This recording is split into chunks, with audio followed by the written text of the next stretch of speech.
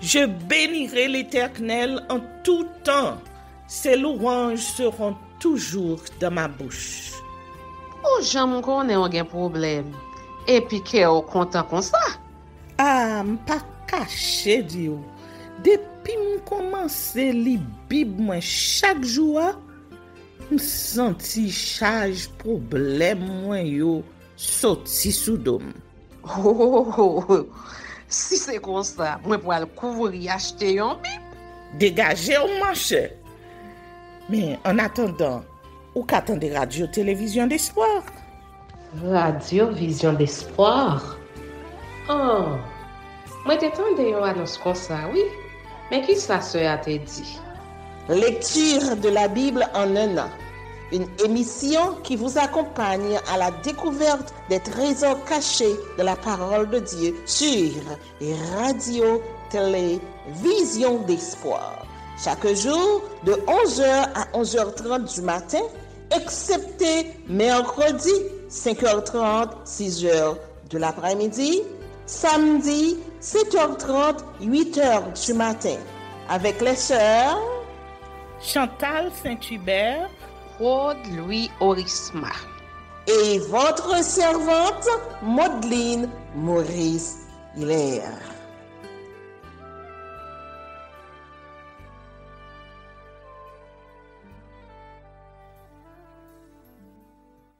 Saint-Esprit de Dieu, fais-nous la grâce de jouir de ta présence durant cette lecture qui enseigne, convainc, corrige, instruit et qui sauve. Au nom de Jésus. Amen.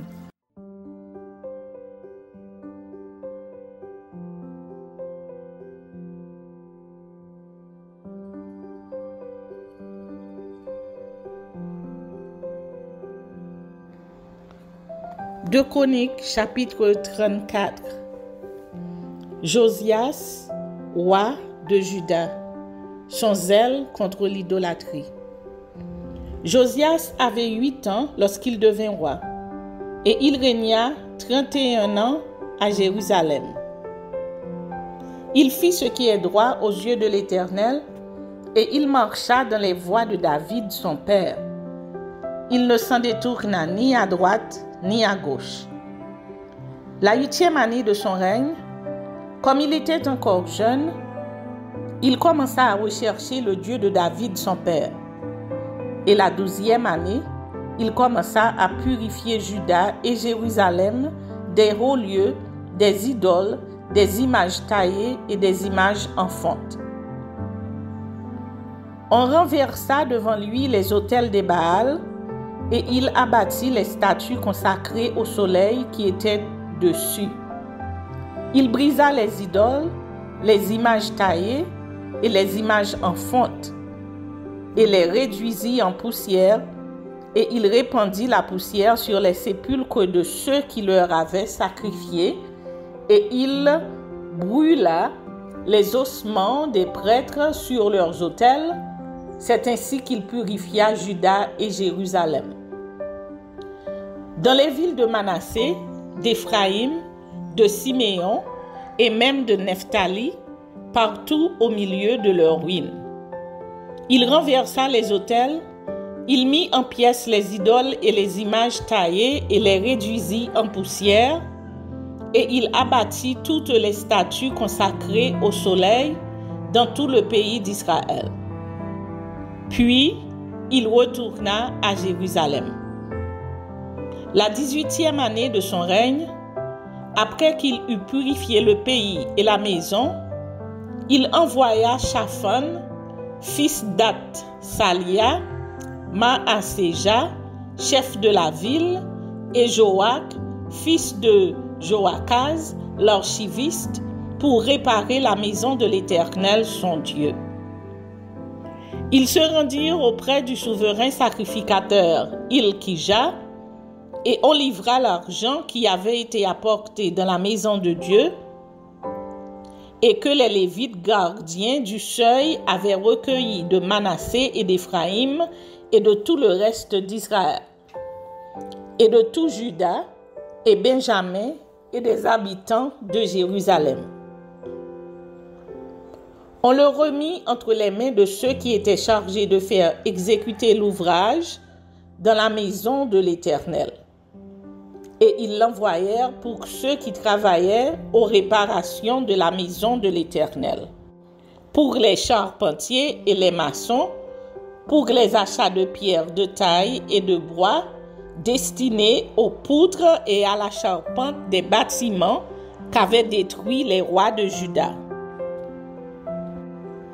Ces hommes agirent avec probité dans leur travail.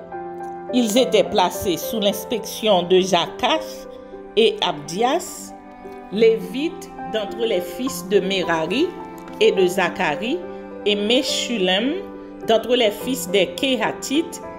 Tous ceux des Lévites qui étaient habiles musiciens surveillaient les manœuvres et dirigeaient tous les ouvriers occupés aux divers travaux.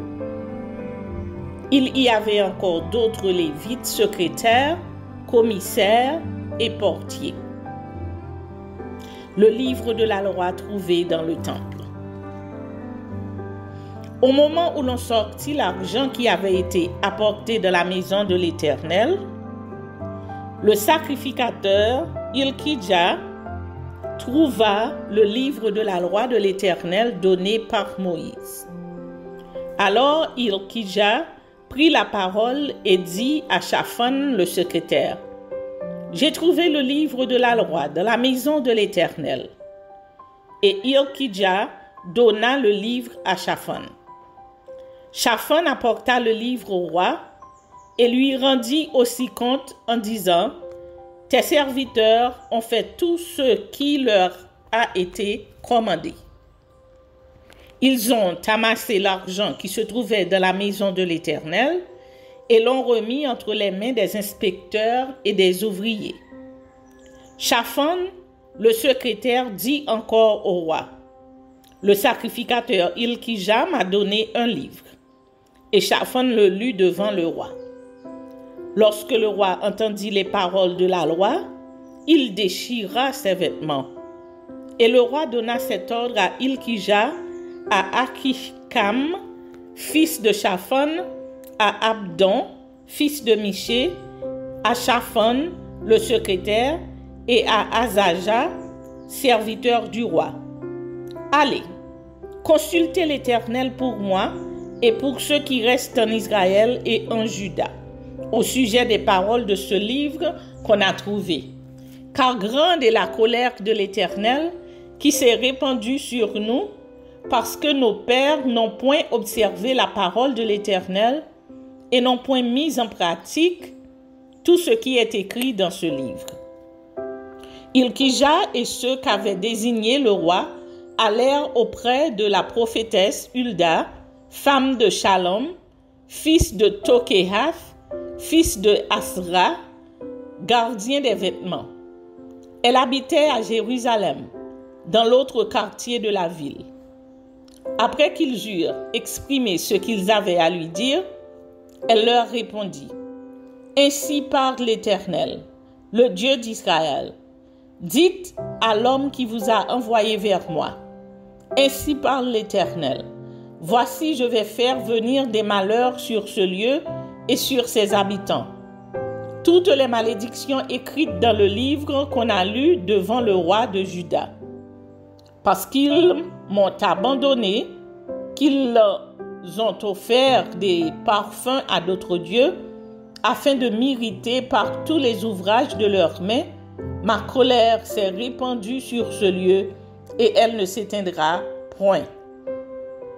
Mais vous direz au roi de Juda qui vous a envoyé pour consulter l'Éternel: Ainsi parle l'Éternel, le Dieu d'Israël, au sujet des paroles que tu as entendues.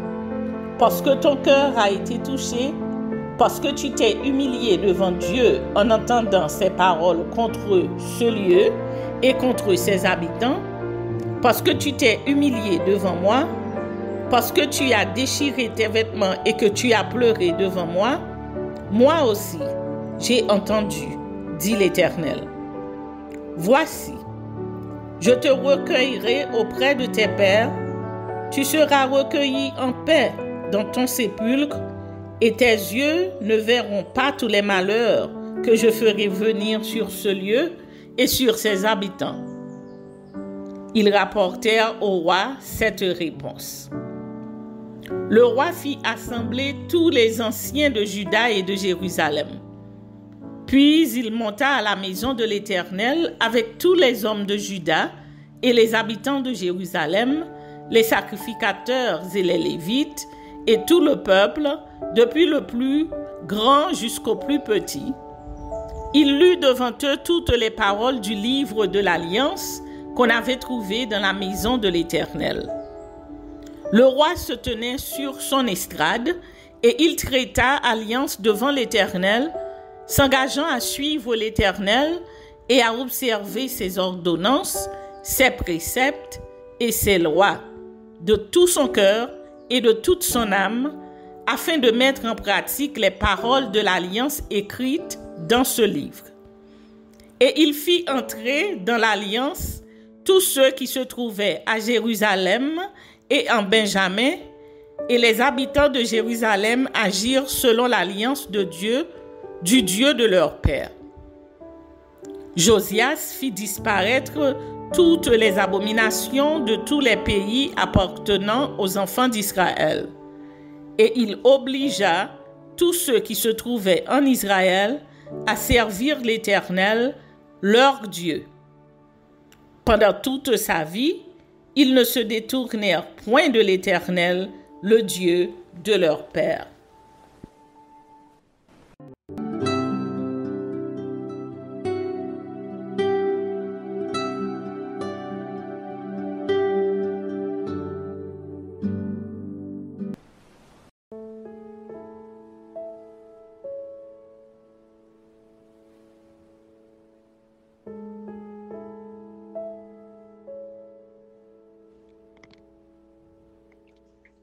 Ézéchiel chapitre 28. La parole de l'Éternel me fut adressée en ces mots. Fils de l'homme, dis au prince de Tyr, ainsi parle le Seigneur, l'Éternel. Ton cœur s'est élevé et tu as dit, je suis Dieu. Je suis assis sur le siège de Dieu au sein des mers. Toi, tu es homme et non Dieu. Et tu prends ta volonté pour la volonté de Dieu. Voici, tu es plus sage que Daniel. Rien de secret n'est caché pour toi. Par ta sagesse et par ton intelligence, tu t'es acquis des richesses. Tu as amassé de l'or et de l'argent dans tes trésors. Par ta grande sagesse et par ton commerce, tu as accru tes richesses. Et par tes richesses, ton cœur s'est élevé. C'est pourquoi ainsi parle le Seigneur l'Éternel, parce que tu prends ta volonté pour la volonté de Dieu. Voici, je ferai venir contre toi des étrangers, les plus violents d'entre les peuples. Ils tireront l'épée contre ton éclatante sagesse et ils souilleront ta beauté.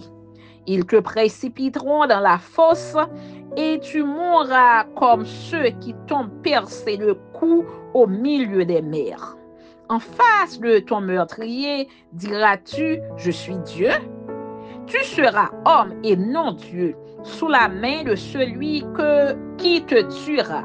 Tu mourras de la mort des incirconcis par la main des étrangers. Car moi, j'ai parlé, dit le Seigneur l'Éternel. La parole de l'Éternel me fut adressée en ces mots. Fils de l'homme, prononce une complainte contre sur le roi de Tyr. Tu lui diras, ainsi parle le Seigneur l'Éternel. Tu mettais le sceau à la perfection. Tu étais plein de sagesse, parfait en beauté. Tu étais en Éden, le jardin de Dieu. Tu étais couvert de toute espèce de pierres précieuses, de sardoise, de topaze, de diamant, de chrysolite, d'onyx, de jaspe, de saphir, d'escarboucle, d'émeraude et d'or. Tes tambourins et tes flûtes étaient à ton service, préparés pour le jour où tu fus créé. Tu étais un chérubin protecteur aux ailes déployées. Je t'avais placé et tu étais sur la sainte montagne de Dieu. Tu marchais au milieu des pierres étincelantes. Tu as été intègre dans tes voies, depuis le jour où tu fus créé jusqu'à celui où l'iniquité a été trouvée chez toi. Par la grandeur de ton commerce, tu as été rempli de violence et tu as péché. Je te précipite de la montagne de Dieu et je te fais disparaître en chérubin protecteur du milieu des pierres étincelantes. Ton cœur s'est élevé à cause de ta beauté. Tu as corrompu ta sagesse par ton éclat. Je te jette par terre. Je te livre en spectacle au roi. Par la multitude de tes iniquités, par l'injustice de ton commerce, tu as profané tes sanctuaires. Je fais sortir du milieu de toi un feu qui te dévore. Je te réduis en cendres sur la terre aux yeux de tous ceux qui te regardent. Tous ceux qui te connaissent parmi les peuples sont dans la stupeur à cause de toi. Tu es réduit au néant. Tu ne seras plus à jamais. La parole de l'Éternel me fut adressée en ces mots. Fils de l'homme, tourne ta face vers Sidon et prophétise contre elle. Tu diras, ainsi parle le Seigneur l'Éternel. Voici, j'en veux à toi, Sidon. Je serai glorifié au milieu de toi. Et ils sauront que je suis l'Éternel, quand j'exercerai mes jugements contre elle, quand je manifesterai ma sainteté au milieu d'elle. J'enverrai la peste dans son sein, je ferai couler le sang dans ses rues. Les morts tomberont au milieu d'elle par l'épée qui de toutes parts viendra la frapper, et ils sauront que je suis l'Éternel. Alors elle ne sera plus pour la maison d'Israël une épine qui blesse, une ronce déchirante parmi tous ceux qui l'entourent et qui la méprisent. Et ils sauront que je suis le Seigneur l'Éternel. Ainsi parle le Seigneur l'Éternel. Lorsque je rassemblerai la maison d'Israël du milieu des peuples où elle est dispersée, je manifesterai en elle ma sainteté aux yeux des nations, et ils habiteront leur pays que j'ai donné à mon serviteur Jacob. Ils y habiteront en sécurité et ils bâtiront des maisons et planteront des vignes. Ils y habiteront en sécurité quand j'exercerai mes jugements contre tous ceux qui les entourent et qui les méprisent. Et ils sauront que je suis l'Éternel, leur Dieu. Amen.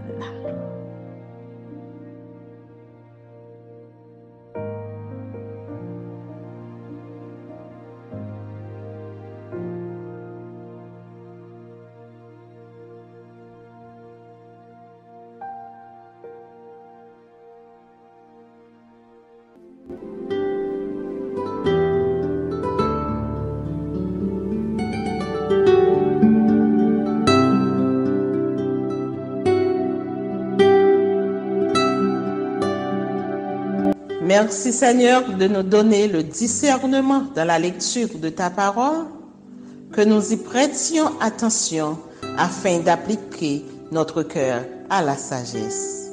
Amen.